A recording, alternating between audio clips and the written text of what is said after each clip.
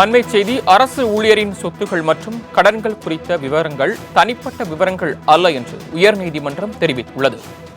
கூடுதல் விவரங்களை செய்தியாளர் கிருஷ்ணமூர்த்தி வழங்க கேட்கலாம். கிருஷ்ணமூர்த்தி, இந்த வழக்கு தொடர்பாகவும் இந்த வழக்கு குறித்து உயர்நீதிமன்றம் தெரிவித்துள்ள கருத்துக்கள். வணக்கம். கிருஷ்ணகிரி மாவட்ட நீர்வளத்துறை உதவி பொறியாளராக பணியாற்றிய காளிப்பிரியன் என்பவரின் சொத்துக்கள், கடன்கள் உள்ளிட்ட விவரங்களை கேட்டு கிருஷ்ணகிரி மாவட்டம் திம்மபுரம் கிராமத்தைச் சேர்ந்த சீனிவாசன் என்பவர் தகவல் உரிமை சட்டத்தின் கீழ் விண்ணப்பித்திருக்கிறார். ஆனால் இந்த தகவல்கள் அரசு ஊழியரின் தனிப்பட்ட விவரங்கள் எனவும் அவை தகவல் உரிமை சட்டத்தின் கீழ் விலக்க அளிக்கப்பட்டவை எனவும் கூறி தகவல்கள் வழங்க மறுப்பு தெரிவிக்கப்பட்டுள்ளது.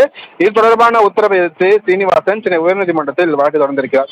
இந்த வழக்கு நீதிபதி சி வி கார்த்திகேயன் முன்பு விசாரணைக்கு வந்தபோது மனுதாரர் தரப்பில் ஆஜரான வழக்கறிஞர் திருமூர்த்தி, தகவல் உரிமை சட்டம் 8வது பிரிவின் கீழ் சில தனிப்பட்ட தகவல்கள் வழங்க விலக்களிக்கப்பட்டுள்ளது என்றும் அரசு பணி சார்ந்த தகவல்களை வழங்கலாம் எனவும் அரசு ஊழியர்கள் பற்றிய தகவல்களை அறிந்து கொள்வது அடிப்படை உரிமை எனவும் வாதங்கள் வைத்தார்.